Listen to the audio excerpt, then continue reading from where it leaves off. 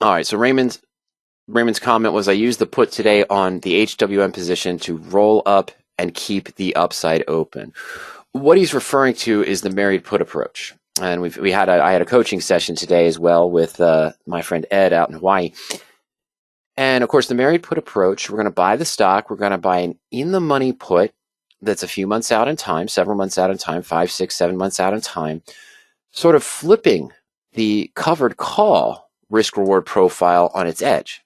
Now, those of you who've traded covered calls, of course, you know that, hey, I'm going to buy a stock. I'm going to sell a call. It's going to cap my upside, and I might generate 2 or 3% premium. And if the stock is above my strike price, I get assigned, and we earn maybe that 3 or 4%, 2 or 3% return if assigned. Now, it's considered a hedge, and you can go deeper in the money. I might buy a stock at 50 and sell the 50 call right at the money, hoping to get assigned. I might sell the 55 call out of the money, hoping for appreciation.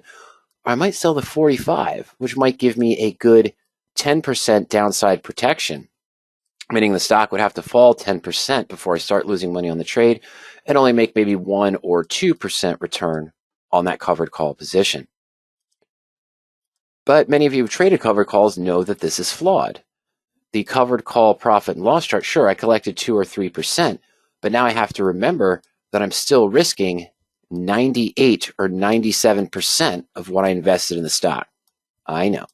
Very rarely do we see a stock go into bankruptcy and go down to zero.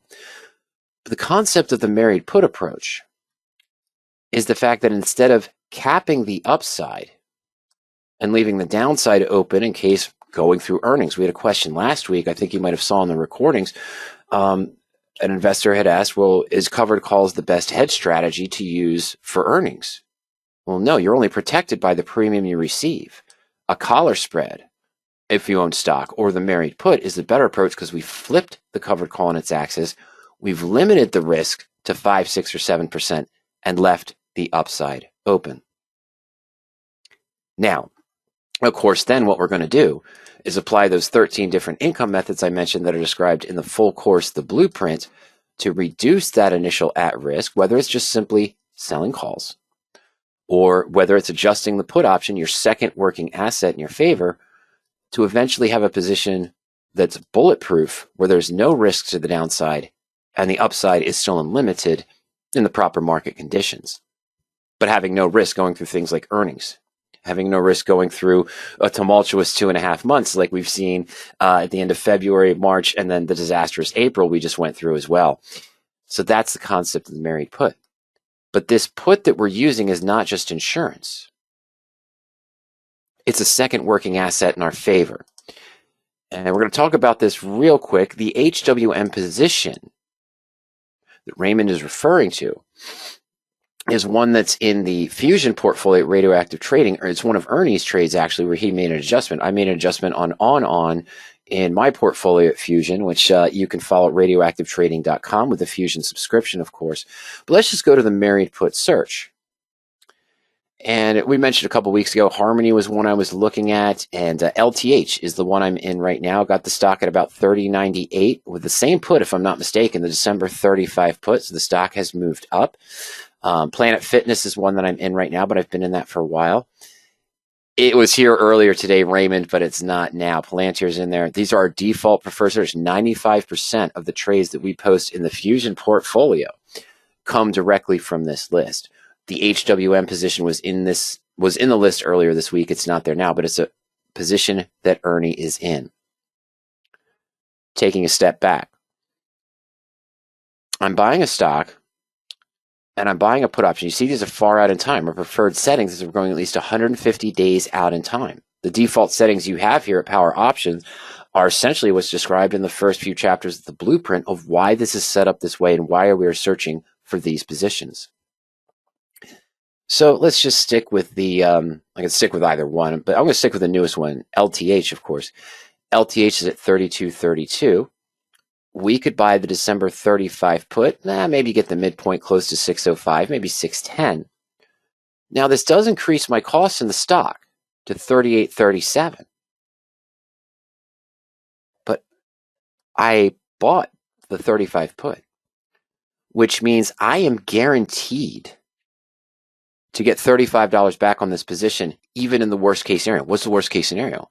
I hold the position all the way to December expiration. I collect no dividends if the stock pays dividends. I do no income methods. I sell no calls. I don't adjust the put.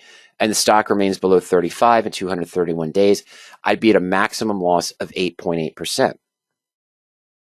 That's not the plan, but that's the worst case scenario.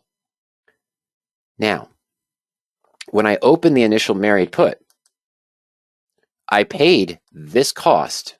We're going to use the midpoint, 605. Let's say we got filled at that point. So my cost does go up to 38.37. That's the break even. Only at December expiration if I hold the position all the way to expiration and make no adjustments. Right now, as I enter this trade, if I enter this trade into my portfolio, I might only be down 5, 10, 15 cents, just the difference of the bid-ask spread. The put doesn't go to zero. I could liquidate this right away and only lose 10 or 15 cents. That's going to hold value.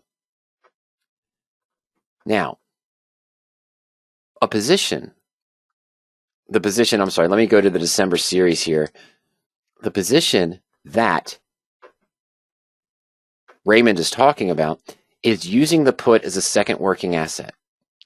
I know this is the current position on LTH. My purchase price was actually $30.98 with the same 35 put, slightly higher priced, but I could sell the 35 calls in my position in radioactive trading right now, reduce the risk by about 2 or 3% in just 8 days.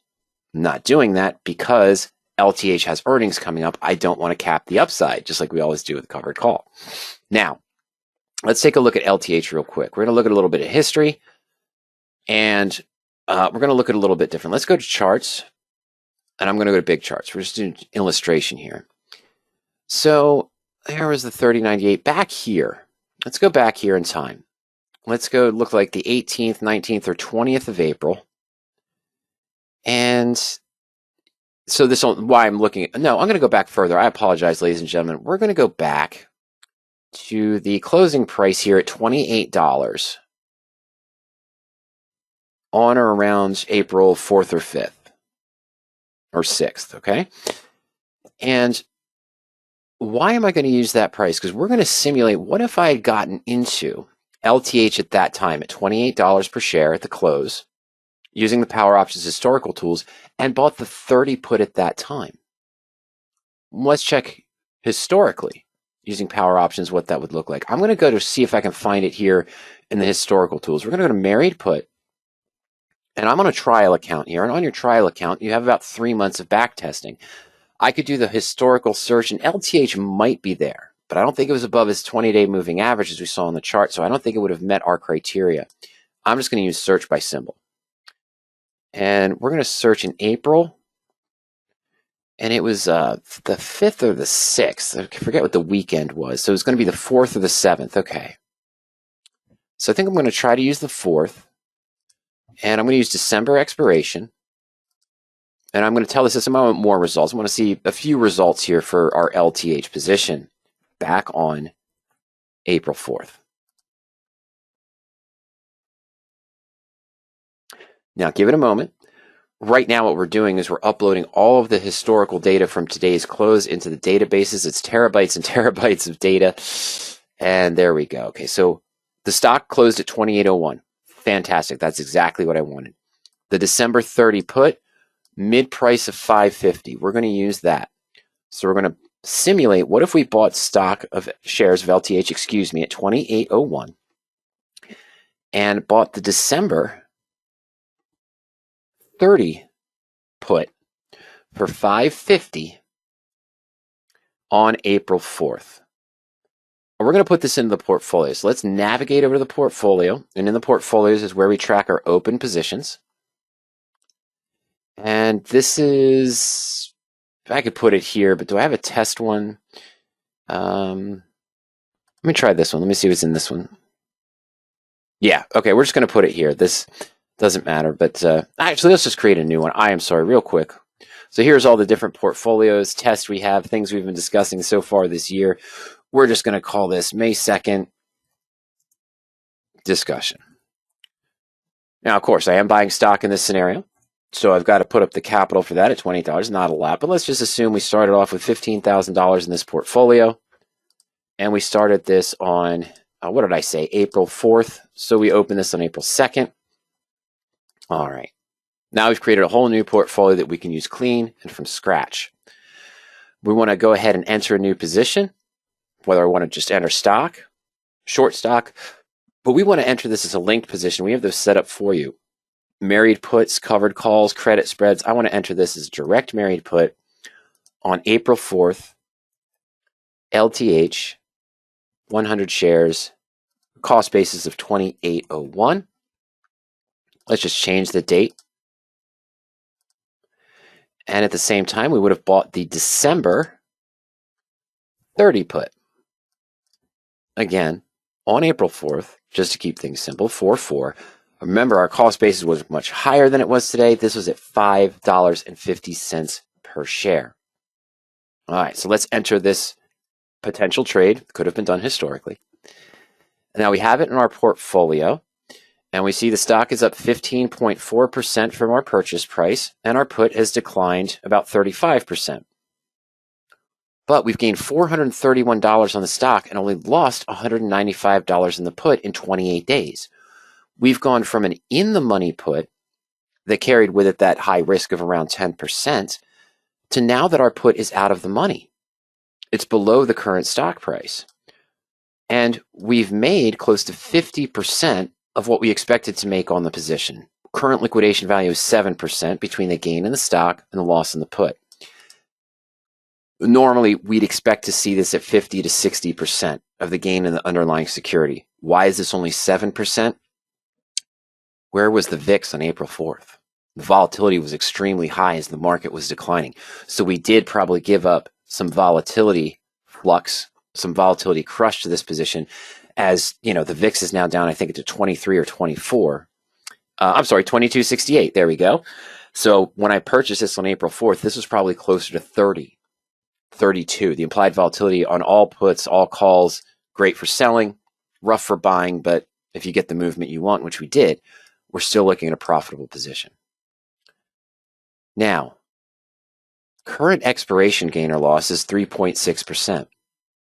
That's not the maximum risk. That means if I hold this position still as it is, all the way to December expiration, make no adjustments except no dividends if LTH pays a dividend, and the stock remains at 32.32, my put would expire worthless. We'd get 32.32 back for our stock, selling to close it.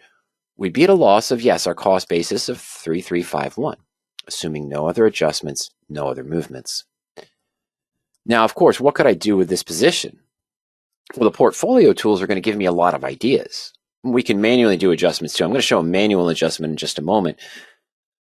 But as you're tracking any position in our portfolio tools, covered calls, cash secured naked puts, credit spreads, debit spreads, iron condors, buying calls, buying puts, other strategies, married puts, long collars.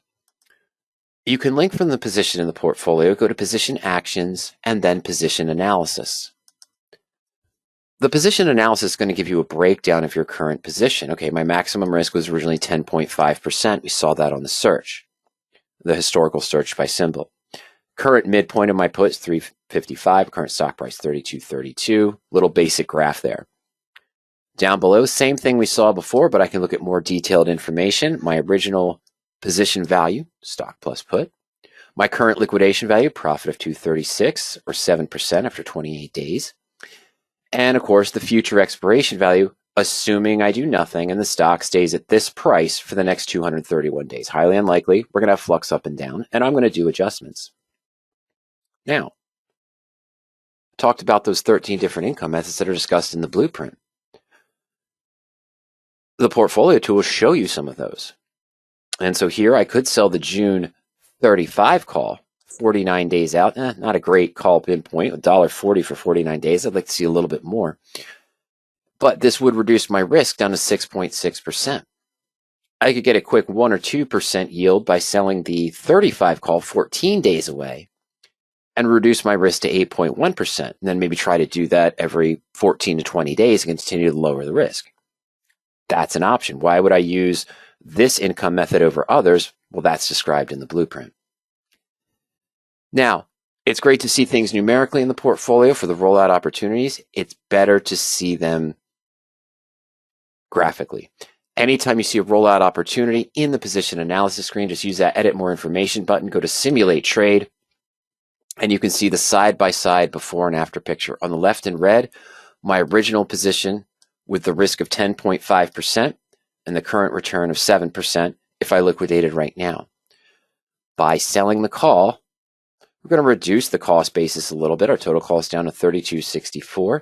Maximum risk is lowered to 8.1%, and I could have a potential 15.1% return if the stock is trading right at $35 on May 16th expiration, 14 days away.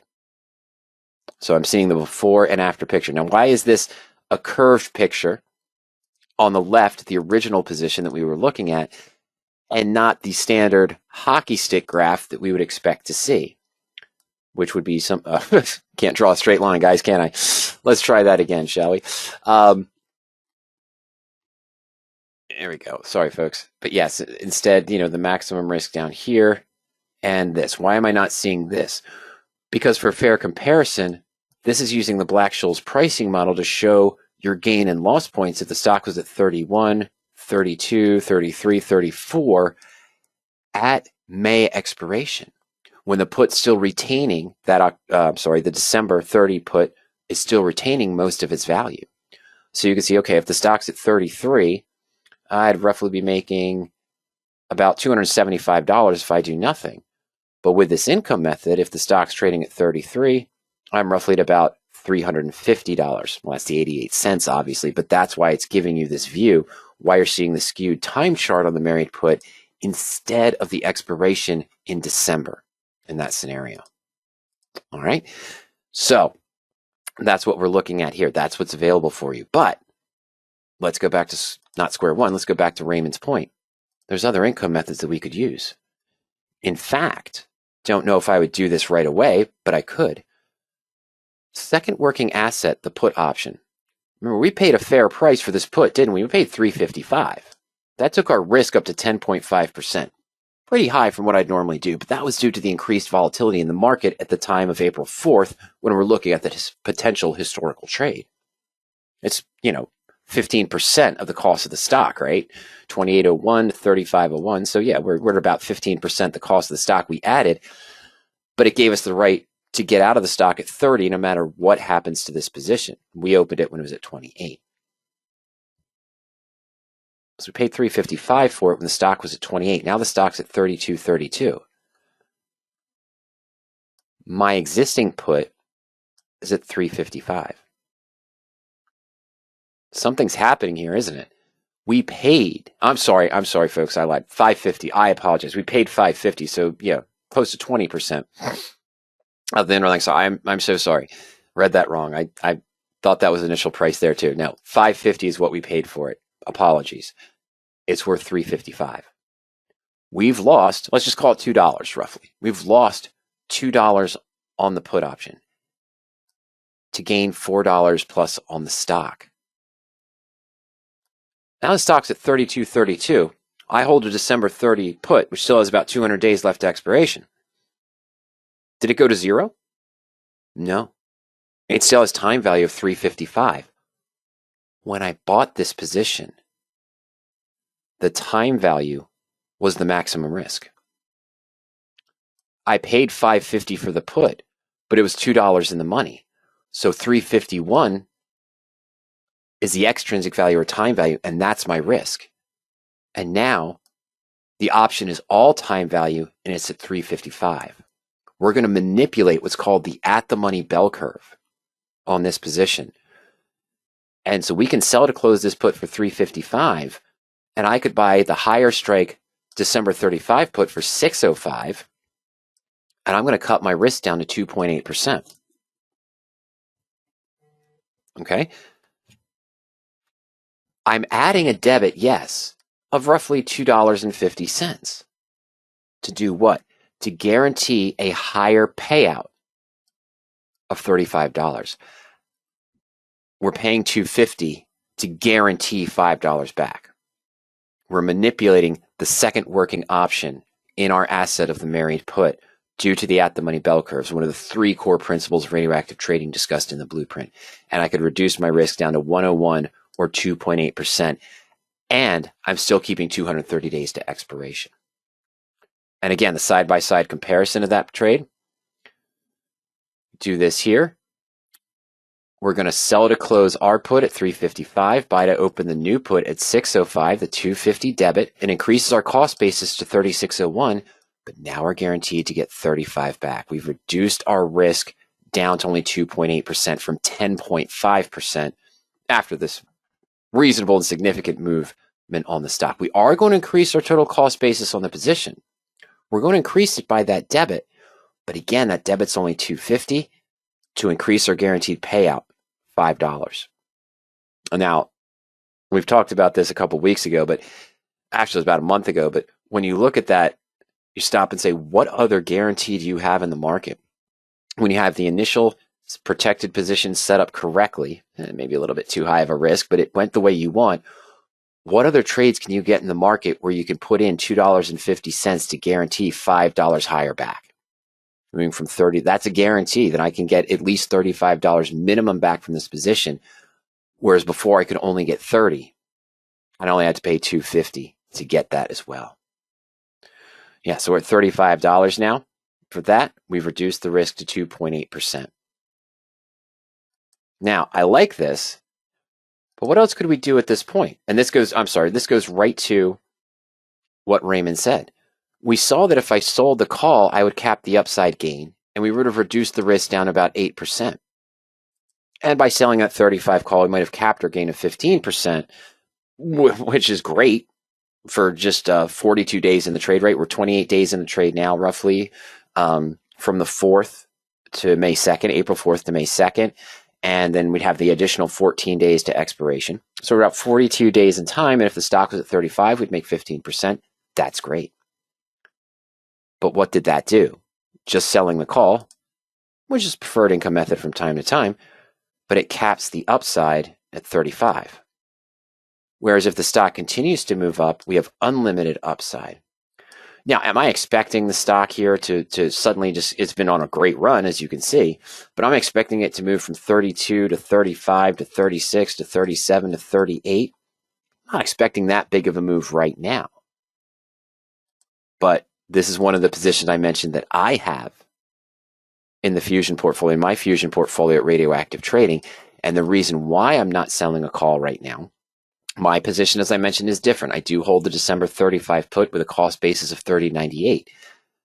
But the reason that I am not selling a call right now against this position, even though I could get a good premium for that 35 strike for May, well, it's telling me right here. Got a little warning going on, don't I? I've got earnings or ex-dividend coming up in a week. Which one is it? Let me go to important dates on the tab navigation system on the portfolio. 6 days away, I've got earnings on LTH. So I don't want to sell the call to cap gain. There's something else I can do in the blueprint as well that would leave the upside open and generate premium to reduce the risk I do have on this position.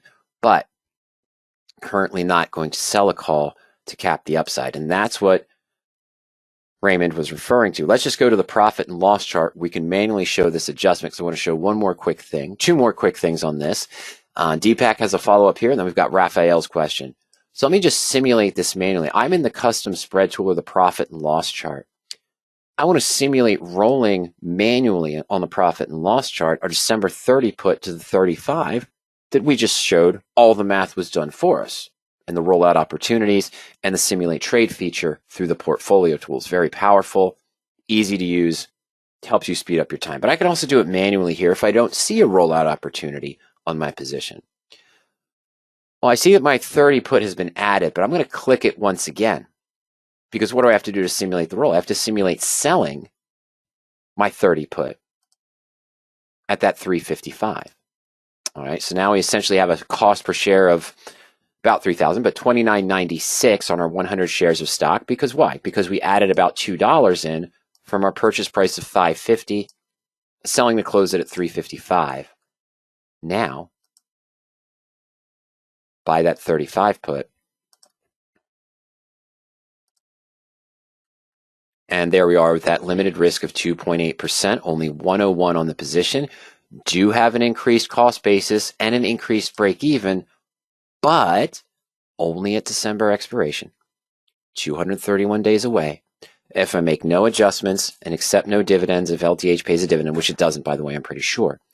Earnings coming up in 6 days, I've taken my risk down to 2.8%. Now, if I wanted, do the same thing that we saw and take a chance. Hey, I think it might have strong earnings. It might move up another 10% to be right around 35 with a good positive earnings. Why not take the 88 cents right now? I don't think it's going to go 37, 38, 39, or 40. Now that I've lowered my risk, now that I've moved up the put option, taking advantage of that at the money bell curve, let me go ahead and sell the call now. And now I'm going into earnings with almost a bulletproof position. No risk of only 0.4% on the trade. Potential to make 13% if it's trading right at $35, and that's at expiration, so that's 42 days into the trade, 14 days from now. You've been in it for 28. It does skew off of this, just like you would see in a calendar spread. That's what you might say I have. I have a long stock, a December put, and I sold a May call. Kind of similar to buying the December call and selling the May call, but remember, then you're risking 100% on what you have in that calendar spread if the stock falls. It has similar graphics to a calendar call spread, diagonal calendar call spread, or horizontal, but it's not a parity trade. Because here I'm only risking 0.4% of the total I invested into the position with a potential to make 13%. But if the stock collapses on the calendar spread, I might lose 100% of what I paid in the debit. Here I can only lose 0.4%.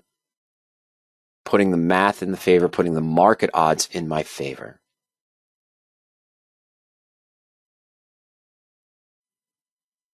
Okay, so Deepak's follow-up here is, look, in the simulation we did, you're absolutely right. Okay, so Deepak says, should we not roll up our put in the LTH example when the stock price reaches 35 instead of 32, because then we don't need to pay for the $3 intrinsic value?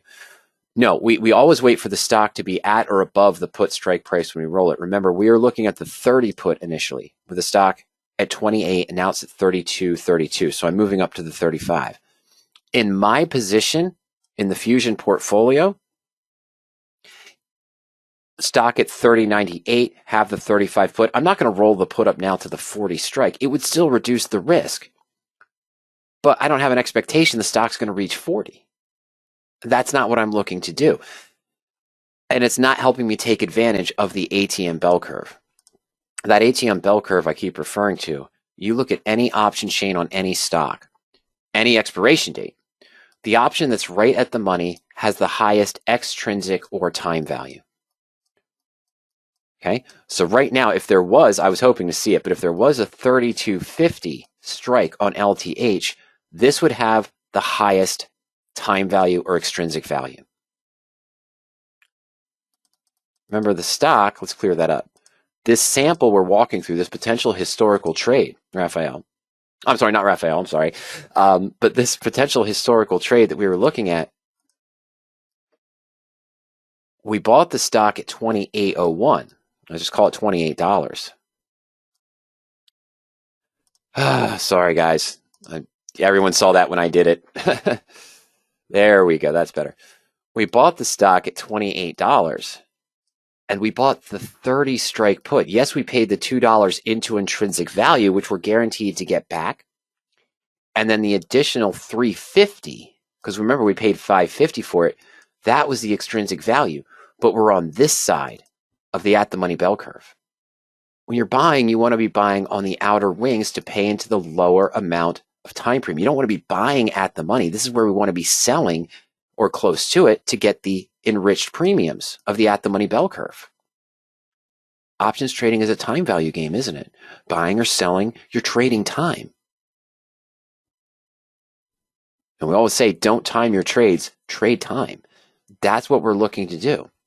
We're buying on the outside wing. Now, what happened when the stock moved up?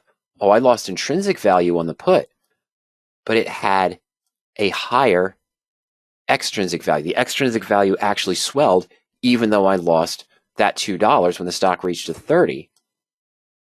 of intrinsic value. Now the stock's over here at 32. So my 30 put is kind of over here. As you saw, the maximum risk I paid into of 350 is the bid price to sell to close. It's all time value at 355. The initial time value I paid, I'm still getting back into the trade, and I'm going to move this now where? Up to the 35 with the stock at 32. I'm staying in the money to take advantage. Now, once the stock goes up to 35, I'm going to manipulate that time value again as the extrinsic value swells on the position. That's what I'm looking to do. Going into earnings, without the call sold 6 days away, if I was in this position, I would have done this already. I would have rolled up with income method number 4, cut my risk down to 2.8%, going into earnings, leaving the upside open, as Raymond mentioned, he did with the HWM trade, which is the same adjustment that Ernie made, if I'm not mistaken, in his portfolio. Let's take a look here. All right, I'm going to navigate over to, radioactive trading. Of course, Blueprint owners, you have access to different owner-only webinars, latest Blueprint versions, and so forth. Fusion subscribers, well, various lessons to help you go along. Basic RPM report, the search function. Stock insurance tool to help you get back to break even faster. And the Open Trades trade tracker. And there's the HWM trade, the Howmet aerospace position. Ernie's currently bulletproof on this trade, guaranteed profit of 0.6%. He just made that adjustment yesterday to do what? I think he rolled up the put, if I'm not mistaken. Oh yeah, he rolled up the put yesterday to take the risk down to 1.2%, and then he rolled a short call to the higher strike as the stock's now trading at 154.07. So bulletproof trade, potential for more profit. He's got the far out though, but he's got the October 150 call. Stock is still on a good strong run. Let's take a look at that real quick. But that's what you can see there. That's what we do. We post our trades here in the Fusion portfolio. Good adjusted maximum risk. I don't have anything bulletproof right now. Lifetime is the new position, not making an adjustment until earnings comes. And my apologies. Yeah, liquidation value is just about break even on most of these. Some of them are newish, and a new one might be open soon. But Ernie's got several positions. He's been in some of these for a while, some of them not too long. The Howmet, he went into defense right away. So he's bulletproof on Howmet. Block, Toast, Dutch Brothers from almost last year. It's almost a year-old trade. And DraftKings as well. Bulletproof status on those. So that's the two different things. The difference between the two. The Fusion subscription just focuses on that. And as well. I'm sorry, Fusion just focuses on the married put approach and the different income methods. We post our trades, but there's more information there for further lessons. Using the portfolio tools we saw, very powerful in all strategies. Go to position actions, position analysis, evaluate rollout opportunities. And we saw some income method number 4s where I could be bulletproof if I rolled to the December 40 and the December 45 put. There's a reason why I wouldn't choose those two. We might talk about that later.